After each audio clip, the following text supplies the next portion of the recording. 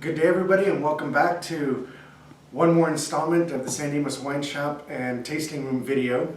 And this week is all about fall basics, and we've got some great wines that Kristen has chosen for this week. And we're going to go ahead and talk about them here in just a moment. I've got a couple of reminders, or at least one reminder towards the end of this segment. So let's go ahead and start with the wines. I think that's a good place to start here is with the Lincourt. Lincourt, this is their 2012. It's a Chardonnay. It comes out of it's their what they call their Courtney's Chardonnay.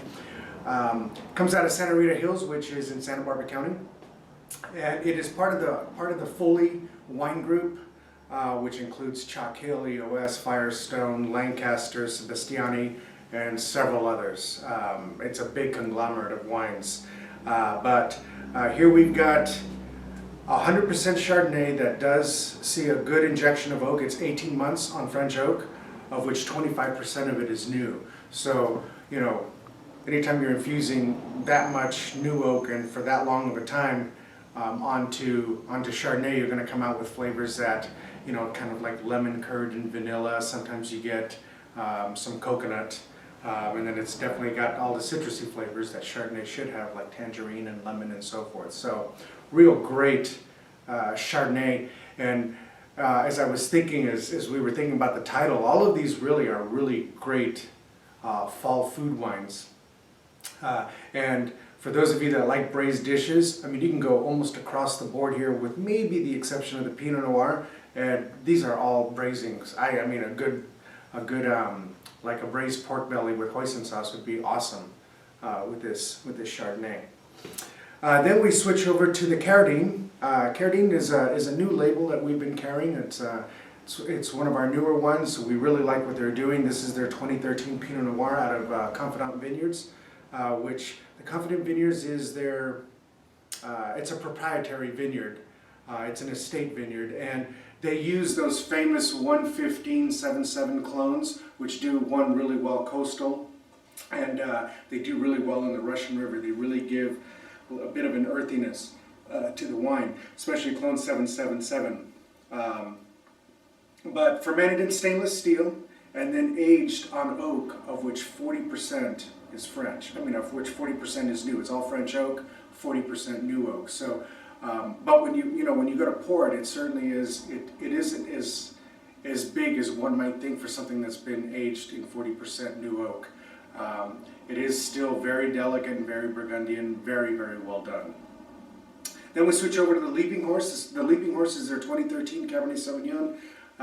You know, this is a great value wine for those of you that are thinking of doing holiday parties, and you know, you want to pour a lot of wine, but you don't want to spend too much money on the wine. This is a great option to go with. The Leaping Horses. The California is their AVA that they go off of, so the grapes are sourced from all over. And you know, I like it. It's made by Ironstone, and what I like is it's just really easy drinking. So if you like wines that are fruity, that've got a little bit of a touch of oak, but that anybody that isn't even familiar with wine can appreciate, this is a great way to go. Then we go to the Lozano. Lozano's the house that makes this Primitivo. And this is their 2011 vintage, and I just got through tasting it and I was blown away at just how amazingly delicious it is. It's 100% Primitivo, which Primitivo, for those of you that remember or maybe don't remember, is basically Zinfandel. Zinfandel and Primitivo are the same grape. They just splice off of this Croatian grape, but they have the same mother-father grapes. Then comes out of Puglia, which Puglia is down on the southern side of Italy, on the heel side.